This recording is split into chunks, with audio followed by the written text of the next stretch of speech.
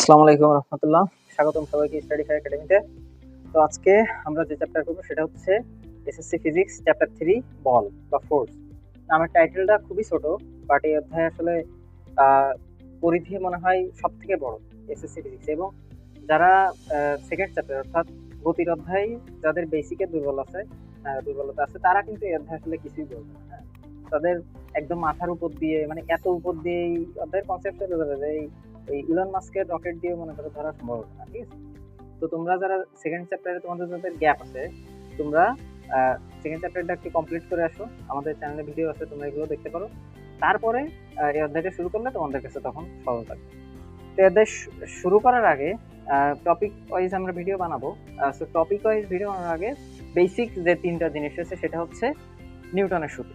So এই অধ্যায়ের main জিনিসই হচ্ছে নিউটন যে তিনটা সূত্র দিয়ে গেছে, এই তিনটা। সো নিউটনকে, হ্যাঁ ঠিকই ধরছো, সেই লোক যার মাথায় আপেল পড়ে। ঠিক আছে, এবং এই আপেল পড়ার পরেই আসলে সে যত জিনিসপত্র সব আবিষ্কার করে দিয়ে যায় এবং তোমাদের অনেক বড় বিপদে ফেলে দিয়ে গেছে। ঠিক আছে, তো এখন এই নিউটন বেটা কি করছে, তিনটা সূত্র দিছে। ঠিক আছে, সো সেই তিনটা সূত্র কি, আসো আমরা তিনটা সূত্র একটু দেখি। সো প্রথম সূত্র, নিউটনের প্রথম সূত্র। তো এই সূত্রে কি বলা হয়েছে যে বাহ্যিক কোনো বল প্রয়োগ না করলে স্থির বস্তু চিরকাল স্থির এবং গতিশীল বস্তু চিরকাল গতিশীল থাকবে। এই সূত্রের অপার নাম হচ্ছে জড়তার সূত্র। জড়তার সূত্র। ঠিক আছে, নিউটনের প্রথম সূত্রকে বলা হয় হচ্ছে জড়তার সূত্র। এখন তাইলে এই জিনিসটা দ্বারা আসলে কি বোঝাইছে, আসো আমরা একটু বোঝার চেষ্টা করি।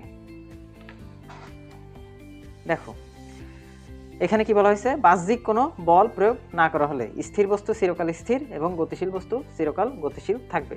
ধরো এটা যদি একটা তল হয় এবং এখানে ধরো একটা বস্তু আছে স্থির অবস্থায়। এখন তুমি যদি এর কোনো বল প্রয়োগ না করো, এটা যদি ঠেলা না দাও বা ধাক্কা না দাও, ঠিক আছে, এ কিন্তু এখান থেকে নড়বে না। ঠিক আছে, এ চিরকাল এইভাবেই থাকবে। ঠিক আছে, সো এইটাই হচ্ছে জড়তা। নিউটন তার প্রথম সূত্রে এটাই বলছে। আবার ধরো একটা গাড়ি চলতেছে বা তোমার মাথার উপরে একটা ধরো ফ্যান ঘুরতেছে। এই যে ফ্যান বা এই যে গাড়ি চলতেছে, এরে যদি বাইরে থেকে বল প্রয়োগ করে থামাই দেওয়া না হয়, ঠিক আছে, অথবা কোনো বাধা দেওয়া না হয়, সে কিন্তু ওই গাড়ি বা ওই ফ্যান চিরকাল কিন্তু ওই সেম গতিতে কিন্তু সারা জীবন সে চলতে থাকবে, সমদ্রগতিতে। এখন কথা হচ্ছে যে তোমরা বলতে পারো যে তাহলে গাড়ির ইঞ্জিন যদি বন্ধ করে দেওয়া হয় তাহলে গাড়ি কেন থেমে যায়, বা ফ্যানের যদি সুইচ অফ করে দেওয়া হয় তাহলে ফ্যান তো আস্তে আস্তে থেমে যায়, তাই না? এটা কেন হয়? ঠিক আছে, নিউটনের সূত্র তো তাহলে খাটলো না।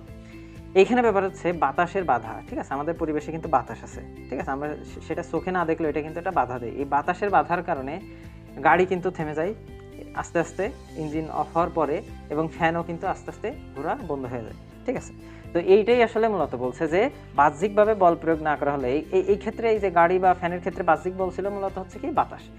তো বাহ্যিক বল প্রয়োগ না করা হলে তাহলে কি হবে, স্থির বস্তু চিরকাল স্থির এবং গতিশীল বস্তু চিরকাল গতিশীল থাকবে। ঠিক আছে, এখন জড়তা হচ্ছে মূলত দুই প্রকার। ঠিক আছে, জড়তা দুই প্রকার। এই জড়তা আমরা যদি লিখি, এটা হচ্ছে দুই প্রকার। একটা হচ্ছে স্থিতি জড়তা,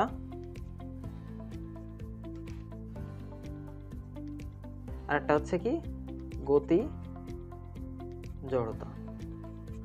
এখন তোমাদের একটু রিয়েল লাইফ একটু এক্সাম্পল দিই। ধরো স্থিতি জড়তা কোনটা? ঠিক আছে, এই যে যেটা স্থির আছে এইটাই, তোমরা বুঝতেই পারতেছো। আর গতি জড়তা হচ্ছে, ধরো তোমরা বাসে করে তো বিভিন্ন জায়গায় যাও, তাই না? তো বাস কি করে, হঠাৎ হঠাৎ কিন্তু ব্রেক করে। আমাদের দেশে তো আসলে রাস্তাঘাটের অবস্থা ভালো না, ট্রাফিক আইন বলতে কিছু নাই। তো বাস যখন চলে তখন কি হঠাৎ করে থেমে যায়। এখন দেখো বাস যখন চলতেছিল এবং বাসের ভিতরে তুমি কি বসেছিলা, হ্যাঁ, তোমার বডিও কিন্তু বাসের সাথে সেম গতিতে কিন্তু চলতেছিল, কিন্তু হঠাৎ করে যখন বাস থেমে গেছে, ঠিক আছে, তখন কি হয়েছে, তোমার বডি কিন্তু থামেনি। ঠিক আছে, তোমার বডি কিন্তু বাসের গতিটাই ধরে রাখতে চাইছে, যার জন্য তুমি কি সামনের দিকে ঝুঁকে পড়ো। তো এটা হচ্ছে একটা গতি জড়তার উদাহরণ।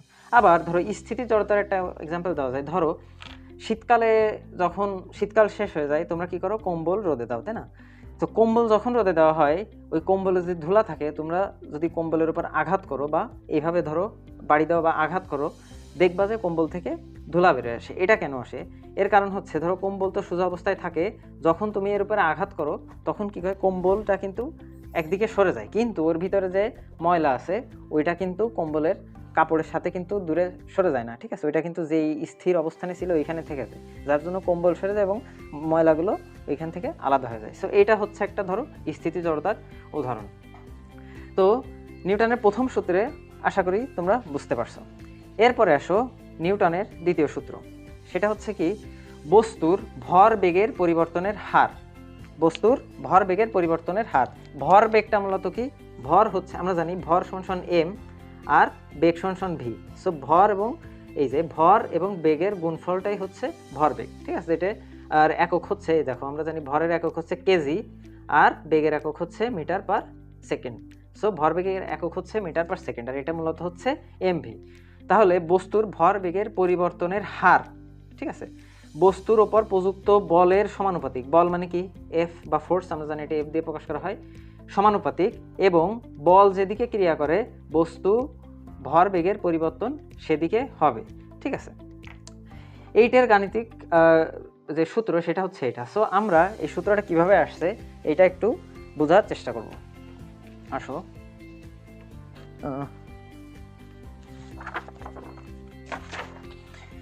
এখন ধরো কি বলছে এখানে আমাদের বস্তুর ভর বেগের পরিবর্তনের হার। ধরো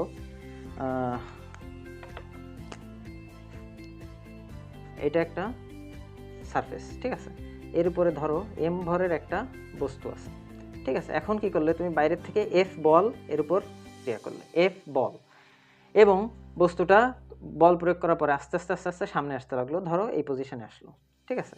এখন এটা যখন স্থির অবস্থায় ছিল এর আদিবেগ ছিল ইউ, ভর তো এম ছিল আর প্রযুক্ত বল এফ। যখন বস্তুটা চলতে শুরু করলো তখন নিশ্চয়ই এই যে ধরো এটা চলন্ত বস্তু, ঠিক আছে, সো এর নিশ্চয়ই একটা গতি আছে, ঠিক আছে। সো এর গতিটা ধরলাম ভি আর বস্তু তো সেই এমই, ঠিক আছে। তাহলে ভর বেগের পরিবর্তন, পরিবর্তন মানে কি আমরা জানি শেষ অবস্থা থেকে প্রথম অবস্থার বিয়োগটাই হচ্ছে পরিবর্তন। তার মানে আমরা লিখতে পারি ভরবেগের পরিবর্তন মূলত M V minus M U, ঠিক আছে।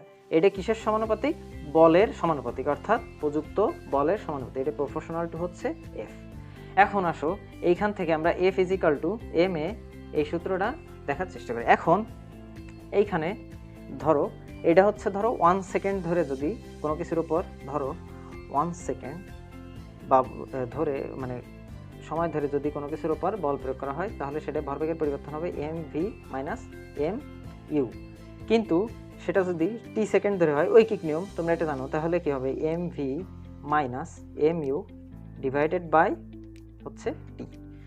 এখন দেখো আমরা এইখান থেকে এম কমন নিয়ে নিতে পারি, ঠিক আছে। সো এম যদি আমরা কমন নিই তাহলে কি হবে V minus U divided by T. এই পাশে কিন্তু আমাদের প্রপোর্শনাল টু এফ এটা কিন্তু থাকবে, ঠিক আছে। তো এই পাশে ধরো এফ, হ্যাঁ, এই পাশে এটা ধরো থাকলো। এখন আমরা জানি এটা দেখো এটা কিসের সূত্র, তোমরা দ্বিতীয় অধ্যায় যদি করে থাকো তোমরা নিশ্চয়ই জানো এটা হচ্ছে কিসের সূত্র। আমরা জানি A is equal to V minus U divided by T, ঠিক আছে।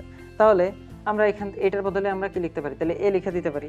তাহলে আমাদের হবে হচ্ছে M A proportional to F, ঠিক আছে।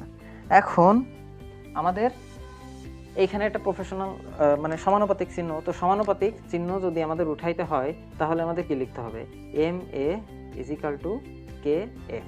এই কেটা হচ্ছে কি একটা কনস্ট্যান্ট বা ধ্রুবক, ঠিক আছে। এখন ধরো আমরা একটা নতুন পেজ নেই, ধরো এখন আমরা যে সমীকরণটা পেলাম সেটা হচ্ছে M A is equal to K F, ঠিক আছে। এখন দেখো 1 কেজি ওজনের একটা বস্তুর উপর যদি 1 নিউটন বল প্রয়োগ করা হয় এবং সেটা যদি 1 মিটার পার সেকেন্ড স্কোয়ার ত্বরণ যদি অর্জন করে তাহলে কে এর মান কত হয় তোমরা ক্যালকুলেশন করতে পারবা, ঠিক আছে। অ্যালজেব্রিক সিম্পল ক্যালকুলেশন, তাহলে 1 × 1 ডিভাইডেড বাই, তাহলে দেখো কে ইজ ইকাল টু 1 মানে এম এর মান 1 ইন্টু এর মান 1 ডিভাইডেড বাই এফ এর মান, so K is equal to 1। তার মানে আমরা লিখতে পারি F is equal to M A, যেহেতু এখানে K is equal to 1। So এইটা হচ্ছে নিউটনের দ্বিতীয় সূত্রের প্রমাণ। এইখান থেকেই হচ্ছে আমাদের F is equal to M A, এই সূত্রটা আসছে কোথা থেকে, নিউটনের এই যে দ্বিতীয় সূত্র এইখান থেকে আমরা মূলত এই সূত্রটা পাই। ঠিক আছে, সো এটা আশা করি তোমরা বুঝছো। এরপরে আসো নিউটনের বিখ্যাত, সব থেকে বিখ্যাত, এবং এই সূত্রটা আসলে তোমরা ইতিমধ্যে মনে হয় শুনছো। ঠিক আছে, সবাই মোটামুটি শুনছো। অনেক সময় ফেসবুক মিমসে অনেক সময় দেখা যায়, রিলসে। সেটা কি? নিউটনের তৃতীয় সূত্র হচ্ছে প্রত্যেক বলেরই সমান ও বিপরীতমুখী প্রতিক্রিয়া আছে। সো এই যে একটা বাংলা একটা কথা আছে না, ইট মারলে পাটকেল খাইতে হয়, বিষয়টা আসলে ওরকম। ঠিক আছে, তুমি যদি কারোর উপর বল প্রয়োগ করো, সেও তোমার উপরে বল প্রয়োগ করবে। ঠিক আছে, এখন দেখো, তার মানে ধরো তুমি যে চেয়ারটার উপরে বসে আছো, বা ধরো তুমি যে ফ্লোরের উপর দাঁড়ায় আছো, বা পৃথিবীর পৃষ্ঠের উপরে দাঁড়ায় আছো। ঠিক আছে, তো তুমি যে দাঁড়ায় আছো, ঠিক ধরো তুমি একটা বল, কিন্তু ধরো এটা যদি পৃথিবীর সারফেস হয়, ধরো তুমি দাঁড়ায় আছো, তুমি কিন্তু এর উপরে একটা বল প্রয়োগ করতেছো। ঠিক আছে, ঠিক সেম পরিমাণ বল পৃথিবীর পৃষ্ঠে কিন্তু বিপরীত দিকে প্রয়োগ করতেছো, যার জন্য কি তুমি পৃথিবীর উপরে পৃষ্ঠে স্থির অবস্থায় দাঁড়ায় আছো। এই ঘটনা যদি না ঘটতো, তাহলে কি হতো? হয় তুমি পৃথিবীর ভিতরে আস্তে আস্তে চলে যাইতা, চূড়াবালিতে পড়লে যেমন হয়। ঠিক আছে, অথবা পৃথিবী তোমার ঠেলা উপরে পাঠাই দিত। এই দুইটার একটাও যেহেতু হচ্ছে না, তার মানে বুঝতে হবে যে তুমি যে বল প্রয়োগ করতেছো, তুমি যদি এফ বল প্রয়োগ করো মাটির দিকে, তাহলে মাটি তোমার ঠিক বিপরীতমুখী এফ পরিমাণ বল বিপরীত দিকে প্রয়োগ করতেছে। ঠিক আছে, সো এটাই হচ্ছে এই। আর তোমাদের যে ভরবেগের যে বিখ্যাত সূত্রটা আছে, ঠিক আছে, সেটা হচ্ছে এইখান থেকেই মূলত আসে। হ্যাঁ, তো আমরা এই সূত্র থেকে, নিউটনের তৃতীয় সূত্র থেকে আসো, এটা একটু বের করার চেষ্টা করি। ঠিক আছে, এখন দেখো, প্রত্যেক বলেরই একটি সমান ও বিপরীতমুখী প্রতিক্রিয়া আছে। তার মানে আমরা লিখতে পারি F is equal to minus F. কেন মাইনাস এফ? কারণ এই বলটা যেদিক ক্রিয়া করতেছে, এই বলটা ঠিক তার বিপরীত দিকে ক্রিয়া করতেছে। ঠিক আছে, এবং বল যেহেতু ভেক্টর রাশি, বিপরীত দিকে ক্রিয়া করলে আমরা জানি এটার আগে একটা মাইনাস চিহ্ন আসে। ঠিক আছে, এখন আমরা কি জানি? এফ ইজিক্যাল টু এম এ, তাই না? আমরা তো একটু আগে নিউটনের সেকেন্ড ল থেকে আমরা দেখলাম এফ ইজিক্যাল টু এম এ। তাহলে আমরা এর বদলে আমরা লিখতে পারি, এটা ধরো, এটা যদি এফ অন হয়, F equal to minus F on বা টু ধরার প্রয়োজন নাই। ধরো এটা যদি এম অন এ অন হয়, তাহলে এটা হবে এম টু এ টু। ঠিক আছে, আর সামনে মাইনাস চিহ্ন অবশ্যই থাকতে হবে। এরপরে কি হবে? আমরা জানি A is equal to V minus U divided by T, তাই তো? তার মানে এই পাশে এম অন থাকলো, তাহলে এর জায়গা আমরা এটা লিখে, এখানে যদি এ অন হয় তাহলে এগুলোর সাথে এ অন হবে। তার মানে আমরা লিখতে পারি V one minus U one divided by T one. আর ওই পাশে সিমিলারভাবে মাইনাস এম টু এর মতো থাকবে, এ টু এর জায়গায় কী হবে? V two minus U two divided by T two. Sorry, এইখানে টি ওয়ান সমান সমান টি টু, কারণ বল তো একই সময় ধরে একই টাইমে ক্রিয়া করতেছে। ঠিক আছে, সো টি এর এখানে আমাদের দেওয়ার কোনো প্রয়োজন নেই, কারণ দেখো যে মুহূর্তে তুমি বল প্রয়োগ করতেছো, সেই মুহূর্তে তো সে বিপরীত দিকে বল ক্রিয়া করতেছো, টাইম কিন্তু সেম। ঠিক আছে, ভর বা বেগ আলাদা হলেও টাইম কিন্তু নর্মালি সেম হয়। ঠিক আছে, অথবা গাড়ির ক্ষেত্রে ধরো যে মুহূর্তে সংঘর্ষ হচ্ছে, তারপরে একই টাইমে তো সংঘর্ষ হচ্ছে, তাই না? সো টি সেম। এখন দেখো, আমরা উভয় পাশ থেকে টি যেহেতু সেম, সো টি আমরা রিমুভ করে দিতে পারি। তাহলে কি আসে? এম ওয়ান, তারপরে ধরো V one minus U one, আর এই পাশে আসবে হচ্ছে minus M two into V two minus U two. এরপরে আমরা ধরো এটা যদি গুণ করে দিই, তাহলে আসবে M one V one minus M one U one is equal to minus M two V two মাইনাসে মাইনাসে plus M two U two. এখন আমরা ইউ যদি এক পাশে নেই আর ভি যদি এক পাশে নেই, তাহলে আমাদের সূত্রটা এমন দাঁড়াবে M one U one plus M two U two is equal to M one V one plus M two V two. এটাই হচ্ছে ভরবেগের সংরক্ষণশীলতার সেই বিখ্যাত সূত্র। ঠিক আছে, এখন এই সূত্র আমরা বিভিন্ন ভাবে বিভিন্ন জায়গায় কাজে লাগাইতে পারি। যেমন ধরো দুইটা গাড়ির সংঘর্ষের ক্ষেত্রে এই সূত্র আমরা একভাবে ইউজ করতে পারি। বন্দুকের যে পশ্চাৎ বেগ আছে সেইখানে একভাবে ব্যবহার করা যায়। ঠিক আছে, সো এই যে তিনটা সূত্র বেসিক আমরা দেখলাম। প্রথম সূত্রে কোনো গাণিতিক মানে কোনো সমীকরণ নাই।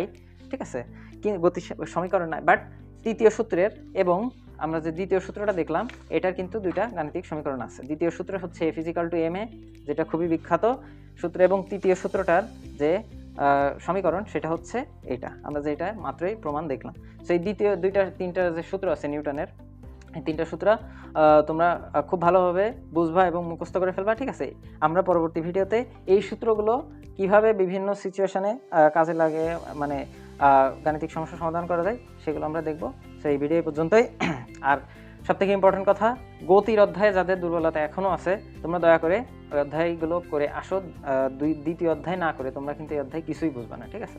সো এই ভিডিও যারা দেখতেছো তাদের কাছে রিকোয়েস্ট, তোমাদের যদি সমস্যা থাকে তোমরা অবশ্যই আগে গতির অধ্যায়ের ক্লাসগুলো করে আসবা, তাহলে তোমাদের এটা বুঝতে সুবিধা হবে। সো এই 3টে সূত্র পড়ে ফেলবা, ঠিক আছে? সো এই ভিডিও এই পর্যন্তই। ধন্যবাদ সবাই।